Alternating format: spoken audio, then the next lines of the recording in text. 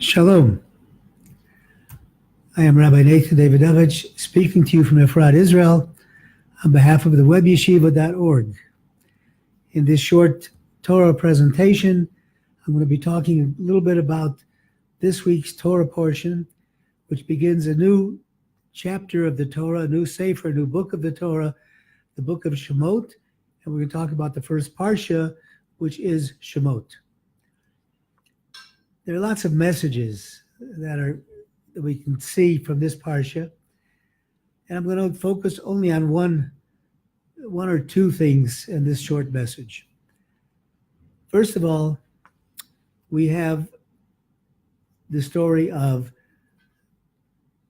Moshe, Rabbeinu, Moses, being put into the basket after he's 3 months old, ultimately being taken out of the Nile by Pharaoh's daughter, taken to be raised in the palace, going out one day after he grows up and seeing an Egyptian beating a Jew. And the Torah there says an interesting word, says Vayigdal Moshe, which is translated as he grew up. One of the Meforshim I saw said that it means he became great. What was his greatness? His greatness was seeing a Jew being beat by somebody else, looking around, seeing nobody around there, and deciding he has to act. Recognizing, even though he grew up in the palace, recognizing that he's still a Jew and recognizing that he has to live as a Jew and protect fellow Jews. He runs away to Midian, where he's a shepherd. Many years later, he's in the desert, and a remarkable thing happens. All of a sudden, he's tending his bush that is burning. And although it's burning, it's not burning up.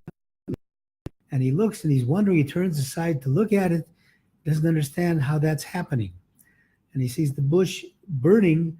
He says, the Torah says, Hasneh boer, Hasneh, what's the wording? I'm sorry. The bush is burning. He says, he says, why doesn't this bush burn up? Then after a few moments, God reveals himself and says, I am the Lord your God, and I've got a job for you. And the job I have for you is to go back to Egypt and talk to Pharaoh and tell Pharaoh that you've got to let my people go. You've got to let the Jewish people go.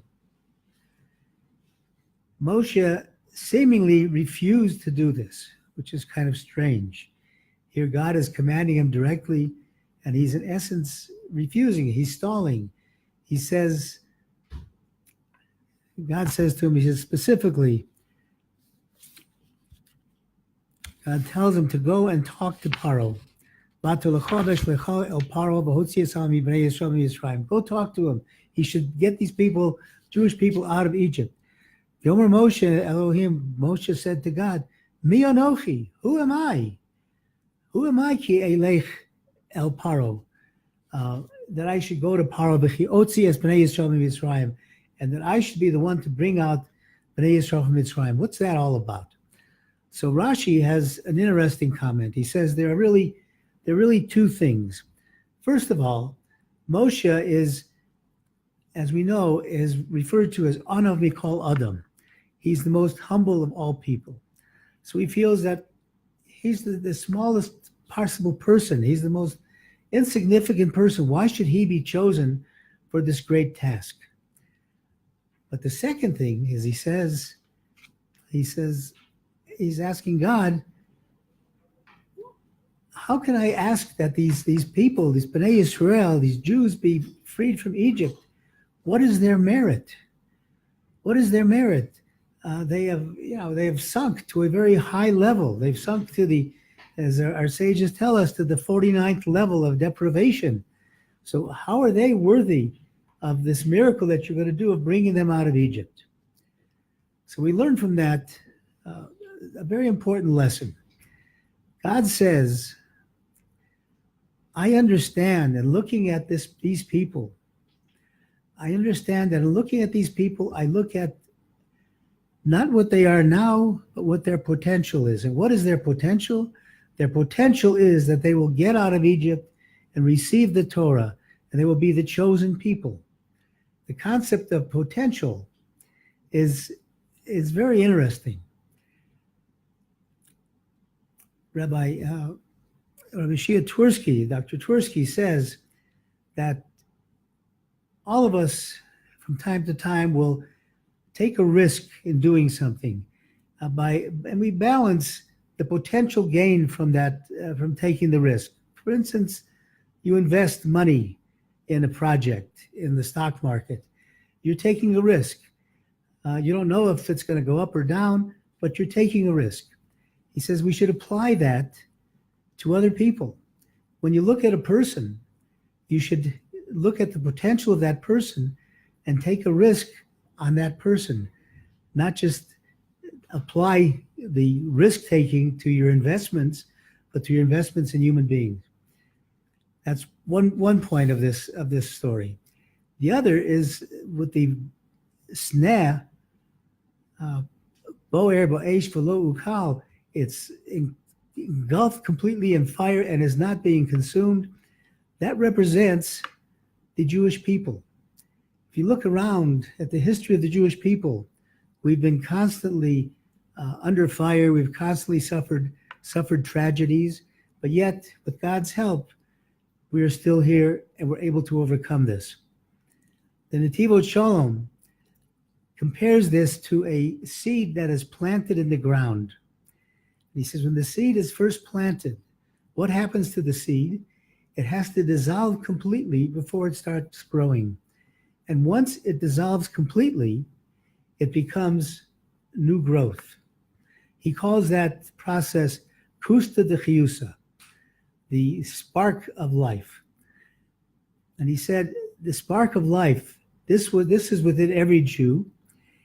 He refers to it also as the spark of Amunah, spark of total belief and trust in God.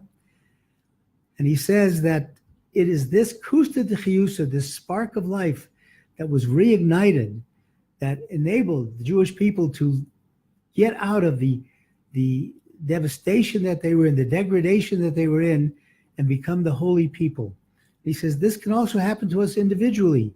As an individual, we can sometimes be in a very difficult situation, but we have to remember that we have within us this kusta de chiyusa, the spark of life, this spark of Amunah, to believe in God, to know that no matter what situation we're in, God can take us out of it.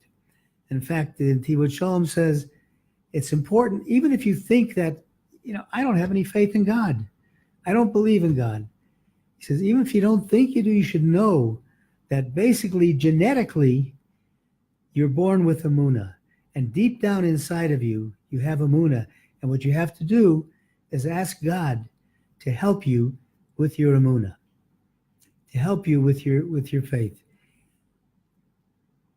These are the two important lessons that we learned from this Parsha. Looking at the potential of every human being, looking at people recognizing that within those people, they have this spark of Amunah deep inside. They're holy people, as it says, Kol Yisrael, Kadoshim Haim, all of Israel are holy. Recognize that, look at the potential, don't look at the outer coverings, look at the inner coverings, look at what somebody can be. Don't judge him by what clothing he's wearing or what he outwardly appears like. Look at that and realize that as a Jew, you have that inner bit of kusta de chiyusa, the inner bit of Amunah, to be able always to know that God is in your corner. God will come through and help you in any situation. Thank you for listening on behalf of the webyeshiva.org.